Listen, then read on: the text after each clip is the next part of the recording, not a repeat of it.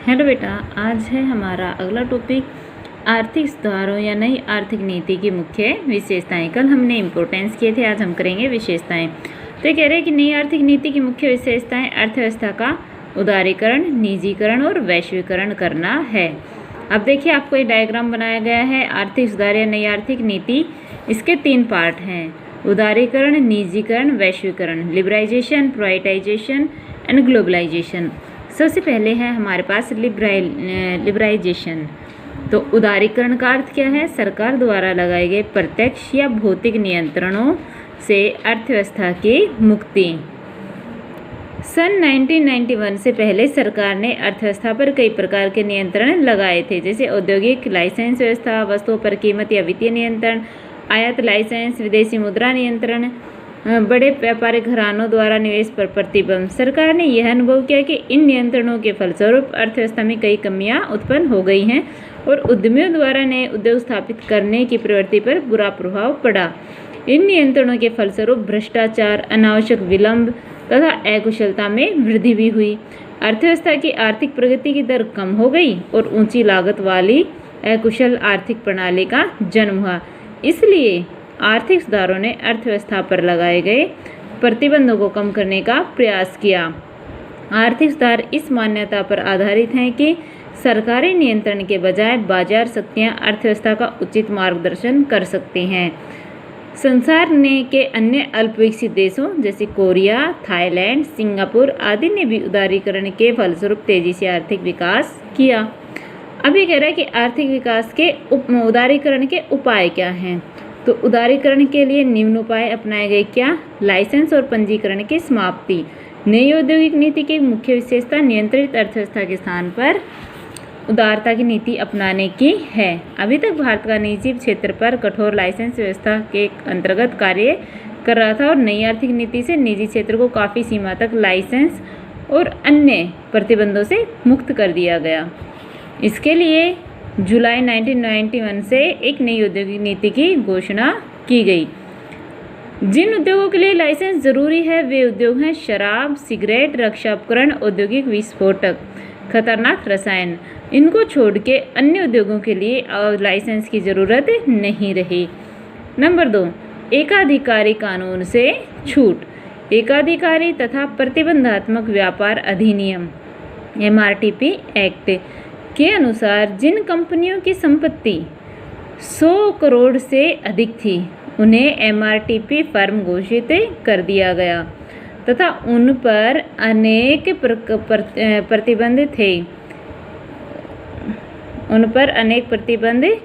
थे। अब MRTP की अवधारणा को समाप्त कर दिया गया। इन फर्मों को निवेश संबंधी निर्णय लेते समय सरकार से पूर्व अनुमति लेने की आवश्यकता नहीं है। उन्हें अपना विस्तार करने की स्वतंत्रता मिल गई है। एकाधिकारी कानून के अंतर्गत आने वाली कंपनियों को भारी छूट दी गई है। आगे कह रहा है कि नई नीति में उपभोक्ता के हितों की रक्षा करने के लिए भी अनुचित व्यापार व्यवहार को नियंत्रित रखने पर ज़्यादा महत्व दिया जाएगा। आगे है विस्तार तथा उत्पादन की स्वतंत्रता। तो उदारीकरण की नीति के अनुसार उद्योगों को अपना विस्तार और उत्पादन करने की स्वतंत्रता है। इसके लिए उन्हें किसी पूर्व सरकारी स्वीकृति की आवश्यकता नहीं है और उदारीकरण की नीति के फलस्वरूप उद्योगों को निम्न स्वतंत्रता प्राप्त हो गई है। क्या क्या? उदारीकरण से पहले पुरानी नीति के अंतर्गत लाइसेंस देते समय सरकार की ओर से उत्पादन क्षमता की उच्चतम सीमा निर्धारित कर दी जाती है।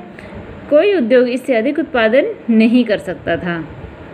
अब इस सीमा को हटा दिया गया है ताकि उद्योग बड़े पैमाने के लाभ प्राप्त कर सकें। नंबर 2, उत्पादकों को इस बात की भी स्वतंत्रता मिल गई कि बाजार में मांग के आधार पर वह निर्णय ले सकें कि कौन सी वस्तु का उत्पादन करना है। नंबर 4, उद्योगों की निवेश सीमा में वृद्धि। लघु उद्योगों की निवेश सीमा को बढ़ाकर 1 करोड़ कर दिया गया तथा वर्तमान में इसे और बढ़ाकर 5 करोड़ कर दिया गया है ताकि वह अपना आधुनिकीकरण कर सके। अति लघु उद्योगों की निवेश सीमा को 25 लाख कर दिया गया है। आगे है पूंजीगत पदार्थों के आयात की स्वतंत्रता। तो उदारीकरण की नीति के अनुसार भारतीय उद्योगों को अपना विस्तार तथा आधुनिकीकरण करने के लिए विदेशों से मशीनरी और कच्चा माल खरीदने की स्वतंत्रता होगी। उसके बाद है टेक्नोलॉजी आयात की छूट। आधुनिकीकरण को प्रोत्साहित करने नई आर्थिक नीति में आधुनिकीकरण को प्रोत्साहित करने के लिए उच्च तकनीक पर बल दिया गया। इस नीति का उद्देश्य उदीयमान उद्योगों अर्थात कंप्यूटरों तथा इलेक्ट्रॉनिक्स को विकसित करना है। भारतीय उद्योगों को नई तकनीक उपलब्ध कराने के उद्देश्य से नई औद्योगिक नीति में यह प्रावधान किया गया कि उच्च प्राथमिकता वाले उद्योगों को तकनीकी समझौते के लिए कोई इजाज़त लेने की ज़रूरत नहीं है। नंबर 7, ब्याज दरों का स्वतंत्र निर्धारण। उदारीकरण की नीति के अनुसार देश की बैंकिंग प्रणाली की ब्याज दर रिजर्व बैंक द्वारा निर्धारित नहीं की जाएगी। देश के बैंकों को यह स्वतंत्रता दी गई है कि वे स्वयं ही ब्याज की दर का निर्धारण कर लें। इसका अर्थ ये होगा भारतीय रिजर्व बैंक के बिना किसी परामर्श के वित्तीय क्षेत्र को कई मामलों में अपना निर्णय लेने की स्वतंत्रता है। कर सुधार। तो 1991 के बाद से व्यक्तिगत आय पर लगाए गए करों की दर में निरंतर कमी की गई है। इसके पीछे मुख्य कारण है ताकि ऊंचे करों की वजह से ही करों की चोरी होती थी। अब यह व्यापक रूप से स्वीकार किया जाता है कि यदि करों की दरें ऊंची न हो तो वस्तुओं को बढ़ावा मिलता है और लोग स्वेच्छा से अपनी आय का ब्यौरा दे देते हैं। तो उदारीकरण के क्या क्या उपाय किए गए, उदारीकरण क्या है, आज हमने ये किया है बेटा, ये आप लर्न और राइट दोनों करोगे। Thank you.